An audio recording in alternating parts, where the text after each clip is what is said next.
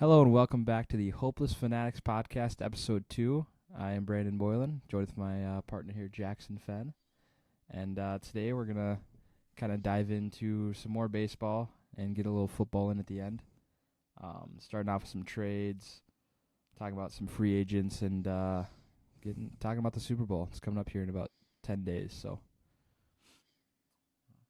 Yeah, first things first, I think, obviously we addressed it a little bit in our last video, kind of what we had, envisioned maybe the Twins doing in terms of some moves. And, one of the moves that we talked about, trading Polanco, did happen. So I think, we should probably kind of dig into a little bit into that Polanco trade. I don't know if you want to get started on that. Yeah, so Twins, not long after we filmed the first podcast, they traded Polanco for 4 names. Anthony Desclafini. That's a twin. Yeah. I mean, that's just a twin. Like, if you would have looked at the beginning of free agency and said, what's a name that the Twins are going to go after? Yeah, Desclafini is a name. I mean, a guy that, has had years in the past where he's been good and then, fallen off a little bit, but, there's always hope for a bounce back. Getting paid $12 million in total. When the Giants sent him to the Mariners, they paid half of it, or they gave him $6 million with it, and then the Mariners are giving the Twins an additional $2 million, so really he's only costing $4 million for the club, which is less than what we're paying Polanco. Yeah, Polanco's getting 10.5 this year, and then it's $1.5 million for Topa, a solid middle reliever. Guy kind of a late bloomer, in all honesty, 32 years old, and just kind of, really kind of pounced onto the scene a little bit last season. Not high strikeout numbers, for a guy out of the pen, but, I mean, he got the job done. So I mean, it's like a Caleb Thielbar. I mean, just in terms of kind of coming on later in age. Yeah. But, you need bullpen arms, you need pitching to win, and you need depth in the bullpen. Like, you can't have guys running out there and getting shelled every time. Well, I mean, Desclafini even is a depth option, right? I mean, going back to the rotation, right?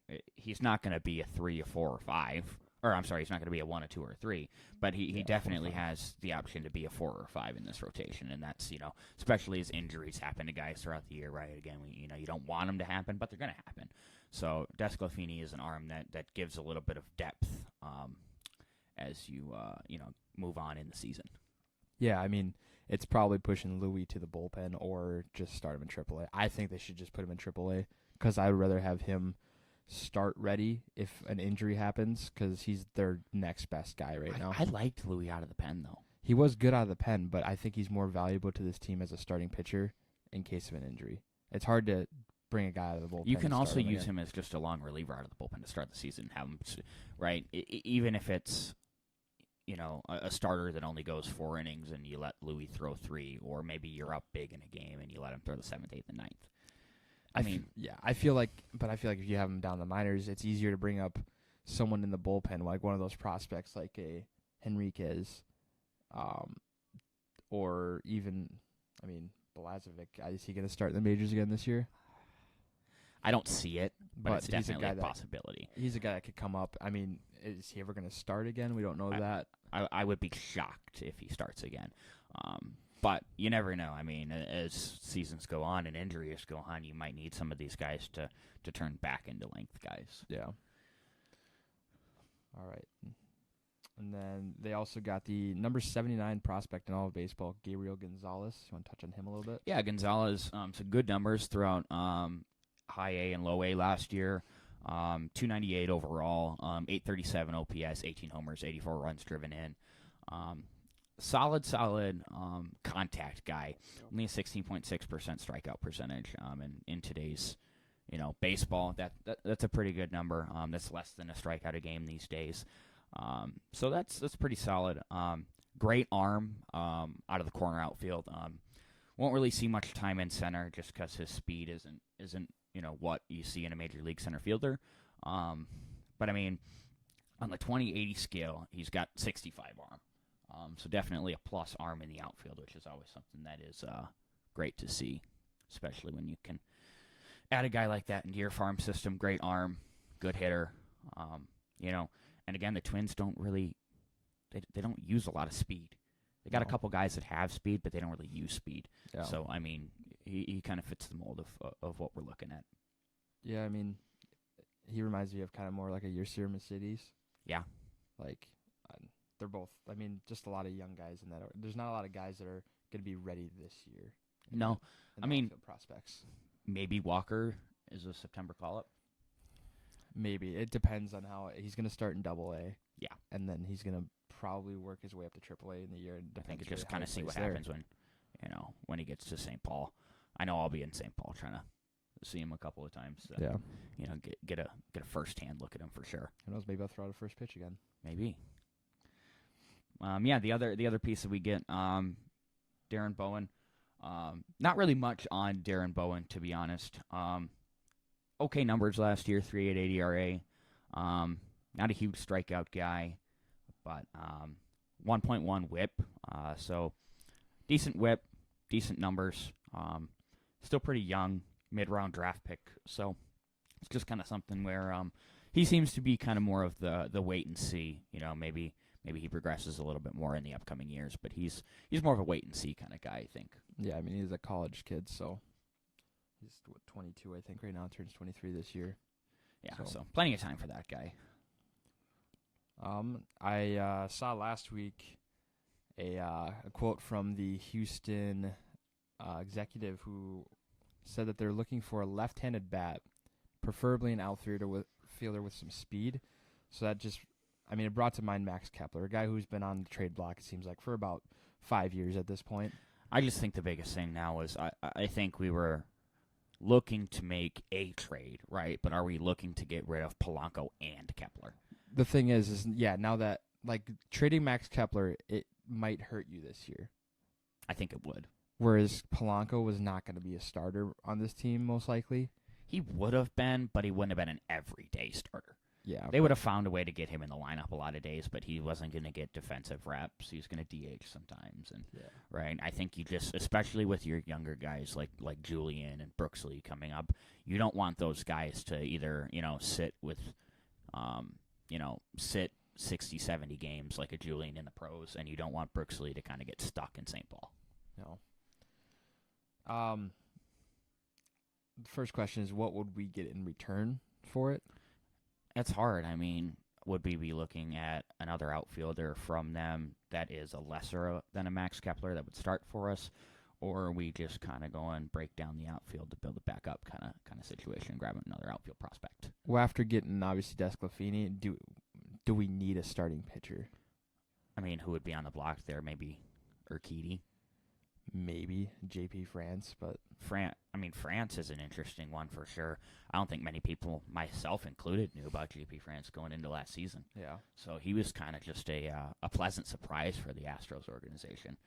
I mean, they always have a good bullpen too, so maybe they're willing to get rid of one of the bullpen arms. But I mean, we're building our bullpen right now. Yeah. And they haven't really lost anybody from last year, and their bullpen, I mean, their pitching in general was really solid last year. Like, you only lost really Sonny Gray. Yeah, I mean, Maeda gave us some good innings, he gave some at times, but high K rate last year. Yeah, and then, I mean, Tyler Mahle, of course, but Mahle wasn't really effective, or not. He was effective when he pitched, but he obviously had the Tommy John surgery, so, didn't get much out of him last season, or as much as you would have wanted to get out of him.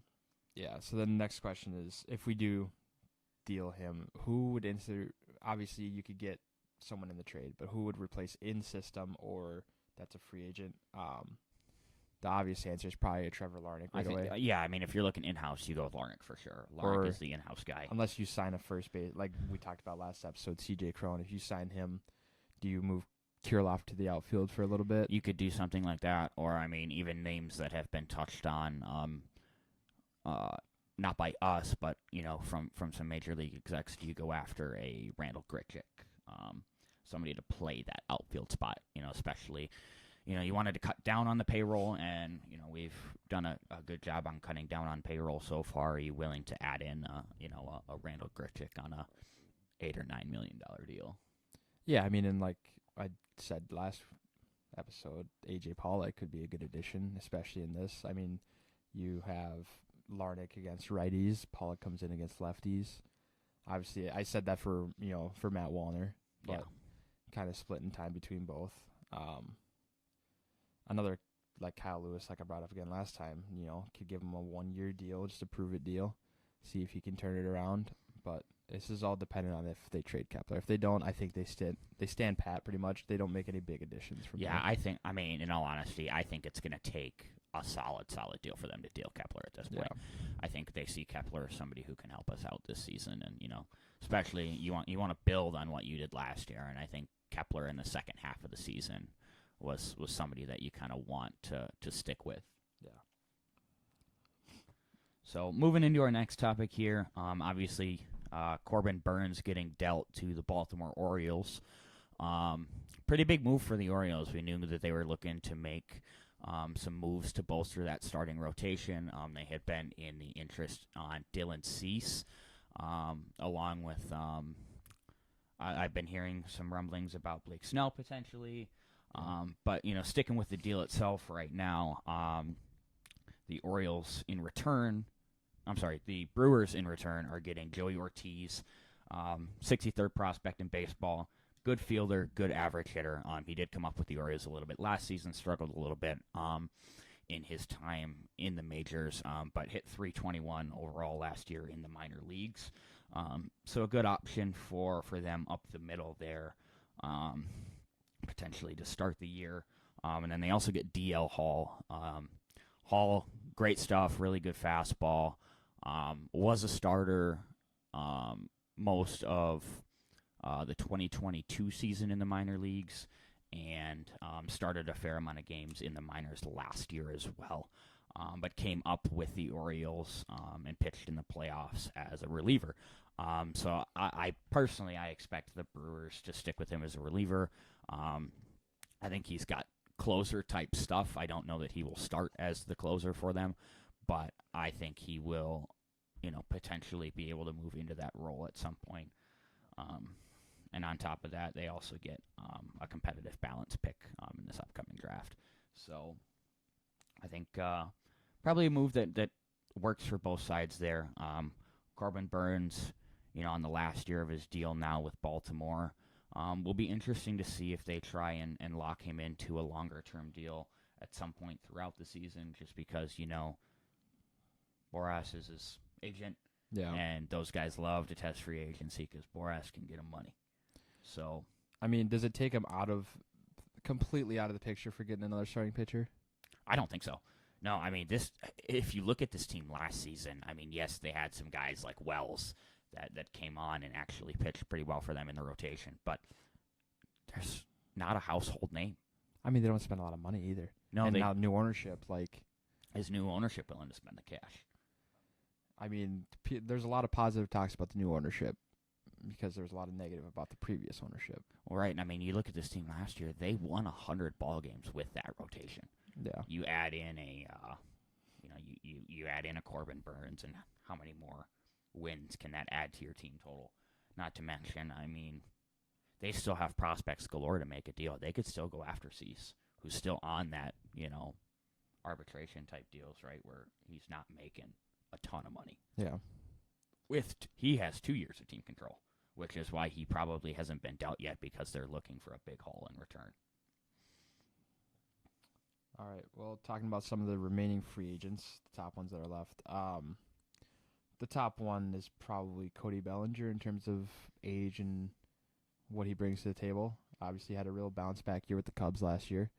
I think the Cubs give him another shot. I think he gives the Cubs another shot, Yeah, I mean, right, the Cubs were the ones that kind of took a chance, I guess. Yeah. You could say. I mean, obviously Bellinger had the MVP season, and he's had some really good years in the league, but he also has had a couple of years where he's really struggled a lot.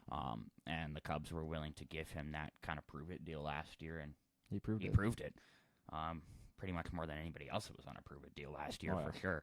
So, I mean, I think the Cubs could give him another chance. But does Bellinger want to go to more of a contender? I mean, the NL Central is not a division that is ever really a lock. They're not strong. It's not a strong division by any means, but just because you win the division doesn't mean you're a contender. That's true. Right. So, I mean, I like what the Cubs are doing 100%. I like where they're going, and, they got that lefty out of Japan They added another arm there. But are the Cubs somebody who Bellinger sees, being a World Series contender within the next few years? Or does he maybe go somewhere like Seattle? Yeah, it's possible. I mean, there's the obvious Dodgers because they have endless money and bring a reunion, I guess. But I don't know if he'd go back there considering how he finished there. Yeah. It's a little bit. Bellinger's market is a little tough. I think he also is looking for a big sum of cash, right? I mean, he's looking for a long-term deal, and how many teams are willing to give that to him? I don't know. I see Seattle as a good fit. I think that's a team that can contend. They just made the deal to get Polanco to kind of solidify that infield. And, obviously Julio Rodriguez is their everyday center fielder. But I think he could potentially, they lost Teoscar. Yeah. So, right, he could he could slide into that role a little bit for them. Probably play a little bit of first base. France might DH a little bit then. Yeah. And I think he could be a good fit in Seattle as well. Yeah, I mean, I think he's going back to the Cubs. I think it'll be like a 5-year deal, signed probably just before spring training starts. I mean, when you sign that late too, getting adjusted to the team. But he's already played in this organization for a year, so I think it's the right move for him. I think it's probably the best fit overall. Yes, for sure for the Cubs.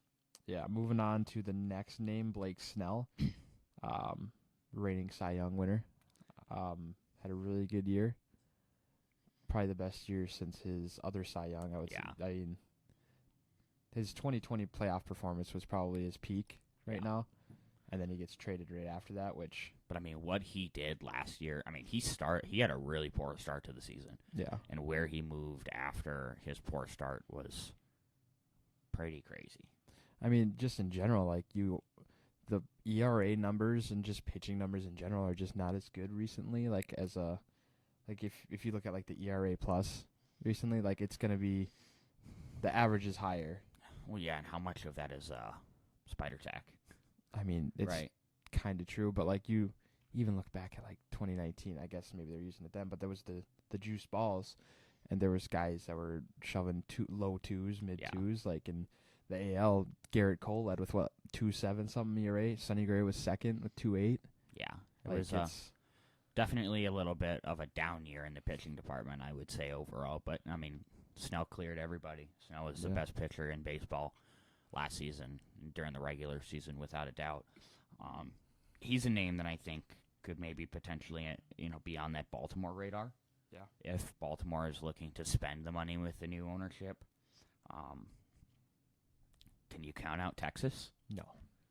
I mean, Texas is willing to spend the money. They've been willing to spend the money, $500 million on the middle infield, and I mean, it worked out for them. I mean, Texas is probably going to go for them, or as we'll talk about, the next guy, Jordan Montgomery. Yeah, it's going to be one of those two that I think they really, really, really try and go after. It'll be interesting to see what happens with Snell. I mean, I think the Angels maybe, losing an Ohtani, right? They have money that they are willing to spend. So he is somebody that I think we could potentially see end up in LA as well. I always see the Mets as a position just because they always spend money, and I feel like they haven't spent any. No, and I mean, the guys that they spent money on, they traded away. Yeah, I mean, and so, I'm sure they paid for some of those when they traded them. Yeah. But they just have not. You haven't heard their names this year, and it's just... They have not done much in this offseason. No, I think they're going to make one of these moves. Moving on to Jordan Montgomery, I think, a reunion with Texas is definitely in the cards for him. I mean, it's probably the best year that he's ever had. Yeah, I mean, and that playoff run was crazy. Yeah, I think he could sign a 4-year deal with them. Yeah. He's only 31 years old. He's got a couple more decent-sized contracts in him. Now, I think because there was a source that said that his wife is in med school or in residency in Harvard, could point toward the Boston Red Sox.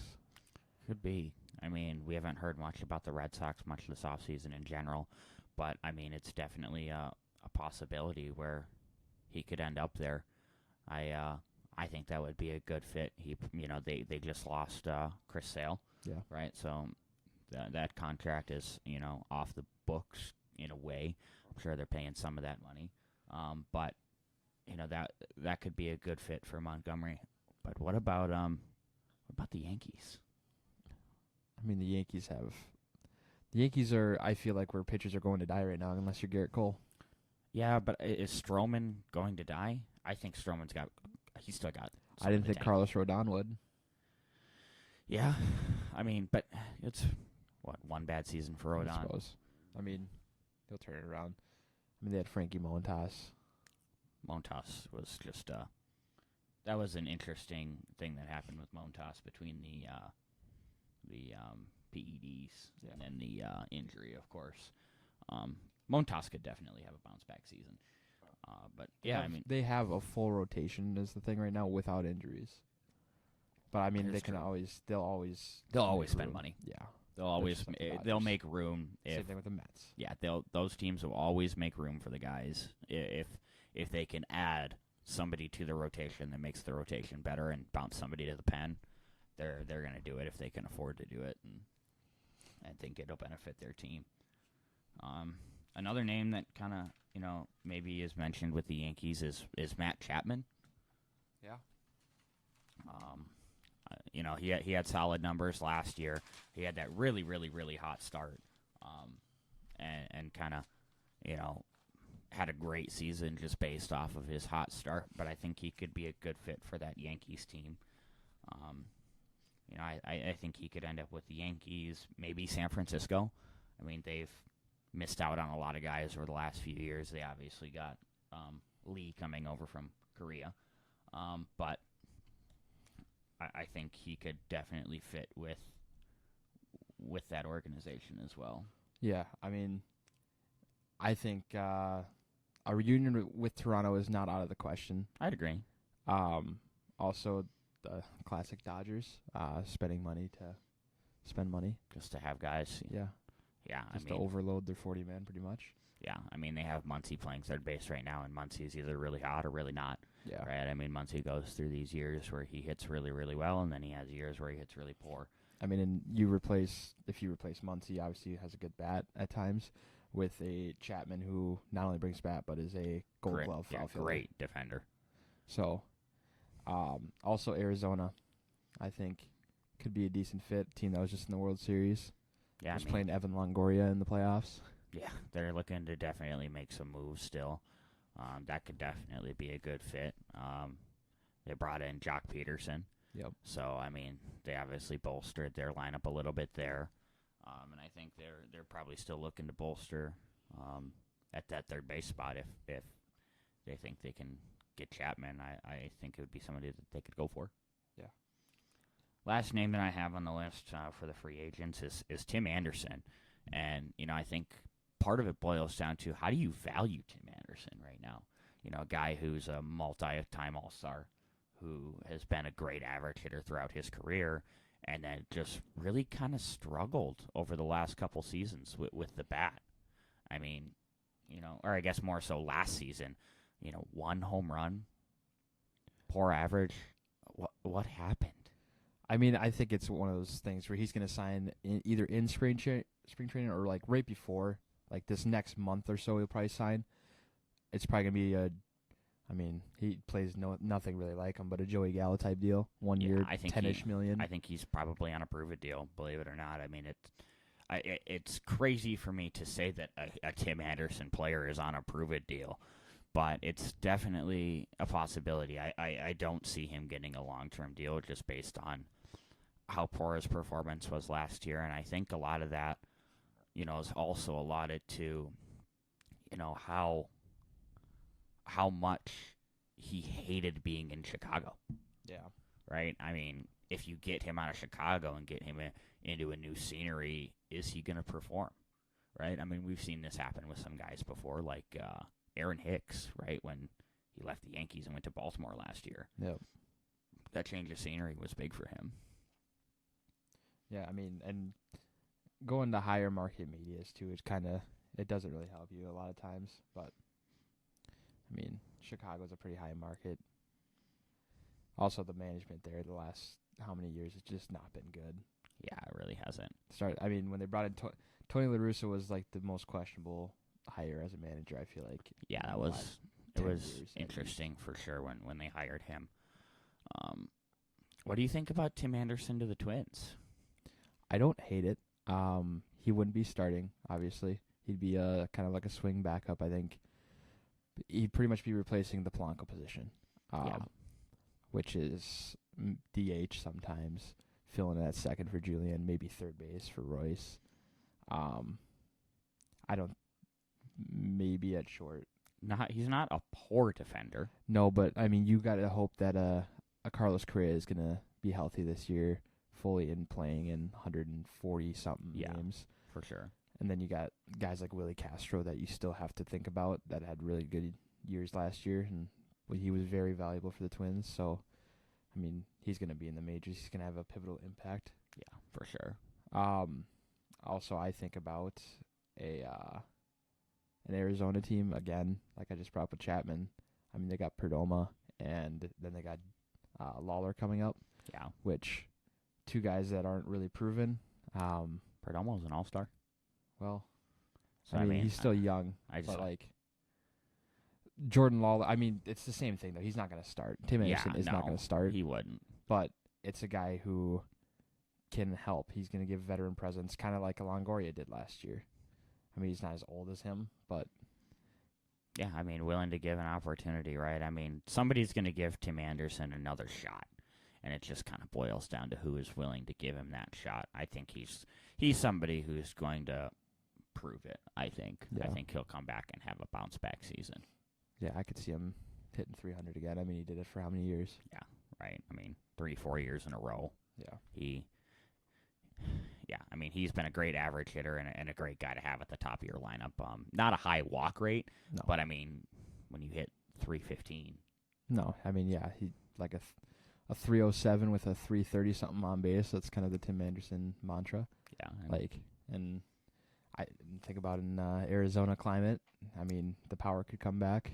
You could see the home run numbers go up again, the slugging go up. So, yeah, I think that's a good fit for him. I think so too. All right, kind of moving on from baseball, going to touch on some football. So Super Bowl in about a week and a half between the Kansas City Chiefs and the San Francisco 49ers, a rematch of the 2020 Super Bowl. And that was the first year that me and Jackson did our Super Bowl bet. And I had the 49ers that year and lost. And I have the 49ers this year, and let's hope that I'm hoping for a repeat. Yeah, I'm hoping that tide turns. Yeah, I mean, definitely, you know, when you look at a Super Bowl, right, and you see Patrick Mahomes' name in a Super Bowl, you know, it's hard to bet against that guy. Yeah. But at the same time, right, I mean, it's hard for me not to root for a guy like Brock Purdy, right, an undrafted quarterback. Or Mr. Irrelevant. Mr. Irrelevant quarterback who, you know, everybody passed on him, right? And the Niners were the only team that were willing to give him that shot, and he proved it when he got in there. Yeah. I mean, right? Who's telling what could have happened in the NFC Championship last season, right? Before that injury happens. Who knows if they beat the Eagles? Who knows if he's in his first Super Bowl last year? Yeah. So I think, you know, that is definitely something to keep an eye out for, and, you know, obviously a number of guys on that Niners team that deserve a Super Bowl. Love to see McCaffrey get a Super Bowl as well. I mean, as much as at heart the Chiefs are probably one of my favorite teams for the sake of, you know, how many times I've gotten to go and experience Arrowhead and have friends that are Chiefs fans. You know, I love the Chiefs, but some of these other guys too. You know, I'd love to see Kittle win a Super Bowl. I'd love to see McCaffrey win a Super Bowl. I'd love to see Purdy get one too.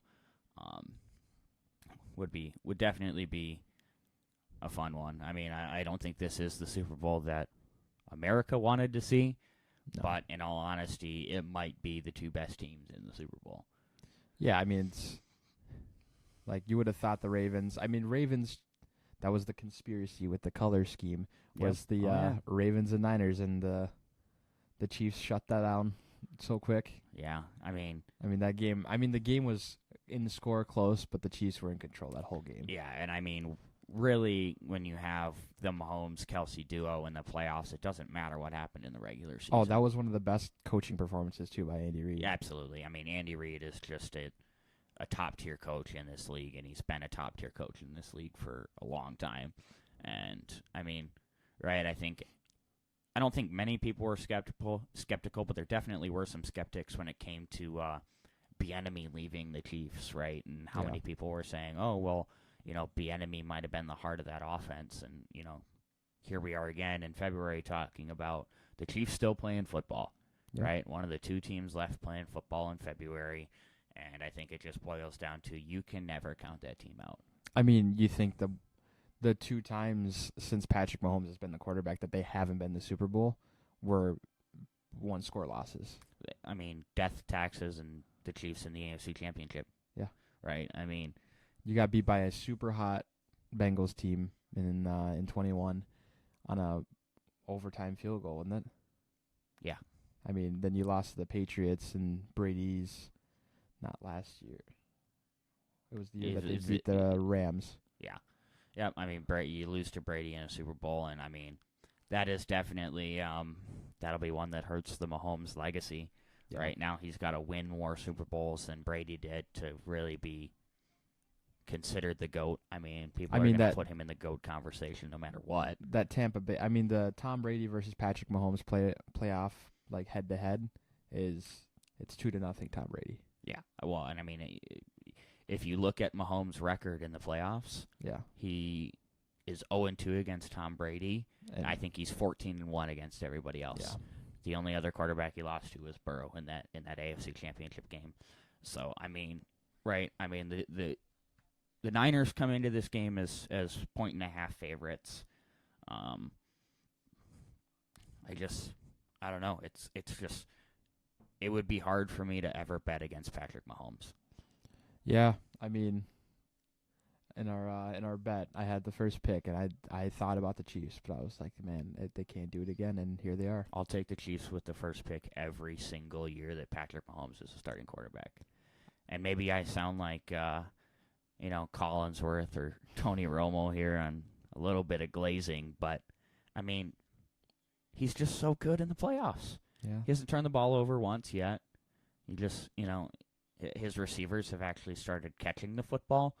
Rashee Rice has really kind of came on, especially, the second half of the regular season and into the postseason. He's been obviously not a Tyreek Hill. No, but he's making plays every He's game. making plays for them, and he's a receiver that Mahomes, I think, has the confidence to go to.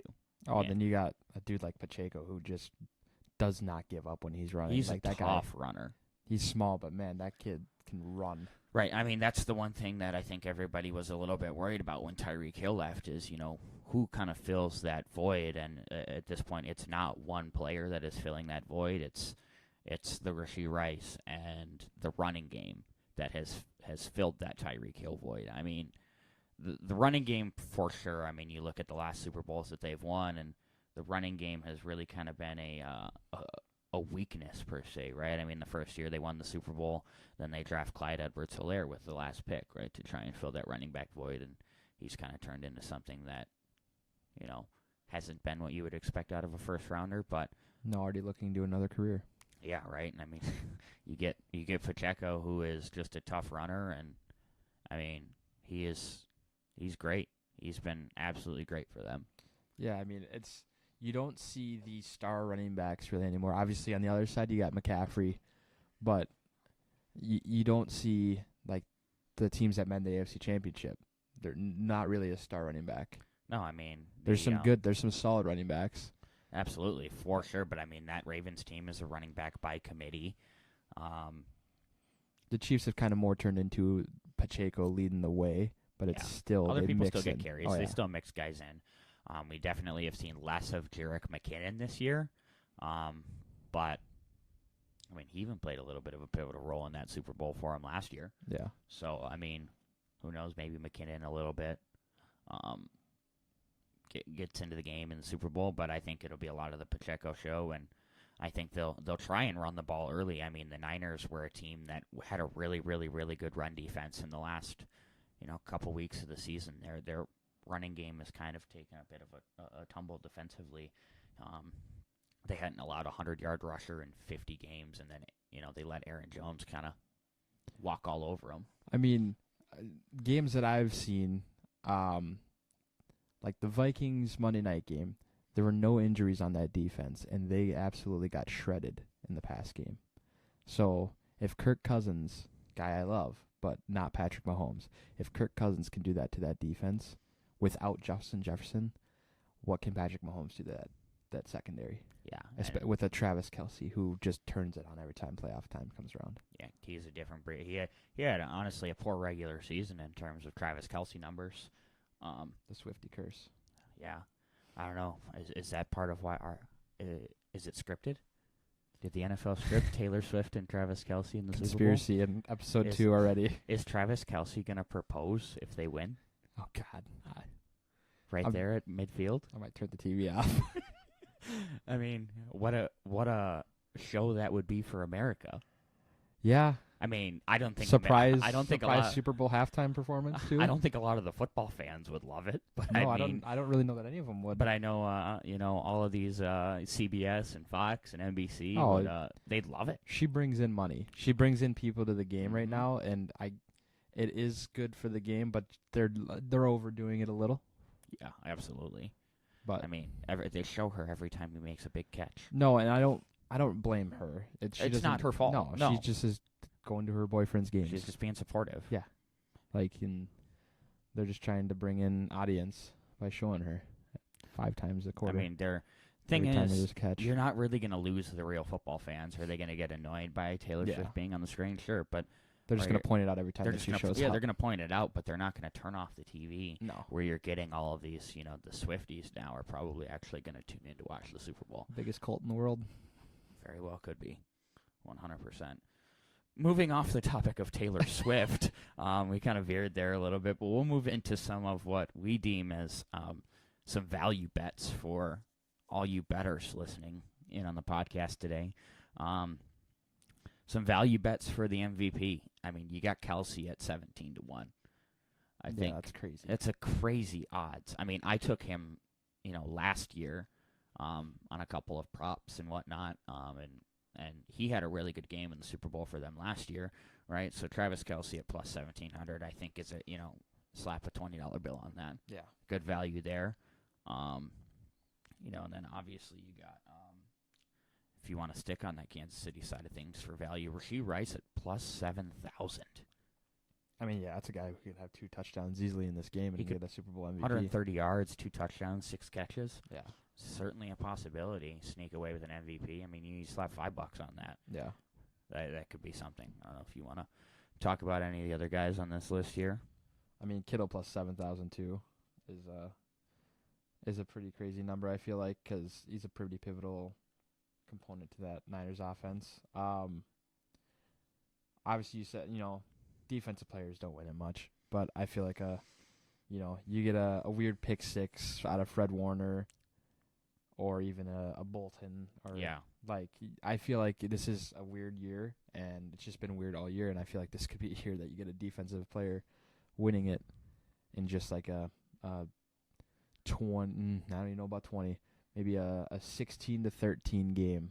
Just a crazy, defensive. It's been shutout. A weird year in the NFL. I mean, I think a lot of people expect this to be a shootout, right? And could turn into a defensive game. I mean, it's 2 really good defenses. The Chiefs are a really good defense, and they're a really good, not talked about defense, right? So, I mean, I think there's definitely some things that Chiefs defense could do to disrupt that Niners offense. And, who knows? We could see a defensive game. Another a couple prop bets that I find to be interesting is 24-1 for a QB to catch a pass.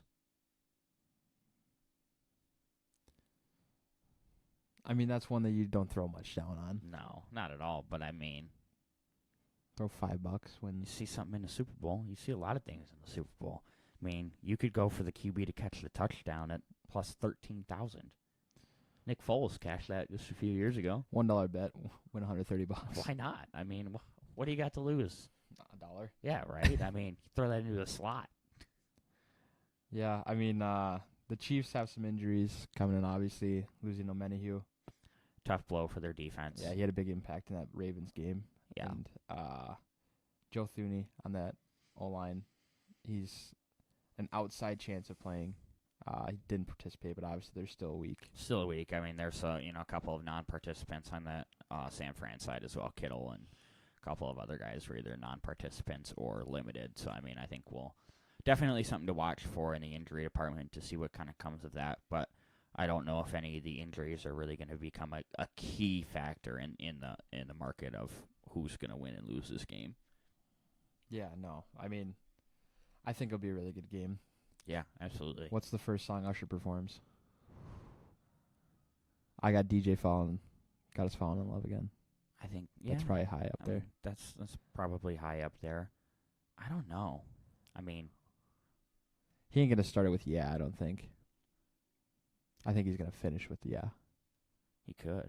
That's probably the best way to finish. That's probably the best way to, finish it out. Yeah, I mean, Burn. I love some Burn. Yeah. There's a lot of great Usher songs, and I think he'll be a good performer. I think it'll be a performance to remember, potentially. Yeah. No, I mean, you just got to hope that the audio is good, but I think in a venue in Las Vegas that it will be. I think they'll do a pretty good job of in that. U.S. Bank Stadium, I don't believe that. You got to witness that firsthand. I did. Yeah, that was... haven't been to a concert at U.S. Bank, but I haven't heard great things about concert venue for that. But yeah. What about the color of the Gatorade? If you're going to mention the props, you got to mention the color of the Gatorade. I think purple. I don't know. Are they really going to put Ravens purple on that Chiefs sideline? Yeah, because that's what they just suck the blood out of the Ravens. Maybe it's purple and red, just like the logo. One side's purple, one side's red. No, I'm going with purple. You're going purple? Yeah. Purple's an underrated Gatorade. A new segment we're going to try out. Kind of just random athletes, right? So today I'm going to go with random NBA player of the day. Guy that I just thought of when I was looking at the Steph Curry 3-point contest that he's having this coming up here. And back-to-back 3-point contest winner, Jason Capono, really popped up in my mind. That is not a great career in terms of actually playing basketball, but man, could that guy shoot threes. Absolutely. Not in game that much. No, but he was a great 3-point shooter. In the contest. Yeah, only in the contest. Yeah, I mean, that's when where nobody's matters. defending. Yeah. But, just a guy. Like maybe tomorrow we'll do next time I should say we'll do a NFL player or MLB player, because if you know us, our knowledge about the most random baseball players and just being able to think of the most random people in the world is next level. It's up there, 100%. Yeah. Like, I mean, we could 3, 2, 1 and say a random player, and I don't think people would know what either of these players are. And I think we could do it for every day of the year. We probably could. Without any hesitation. Yeah. So. All right, well, that is going to wrap us up for podcast number 2. We appreciate you joining in on us. Look for us to probably be posting a video, I would say, once a week. Yeah. We're going to work on getting one of these out. But appreciate you joining in on us for this one, and we'll see you guys next time. See ya.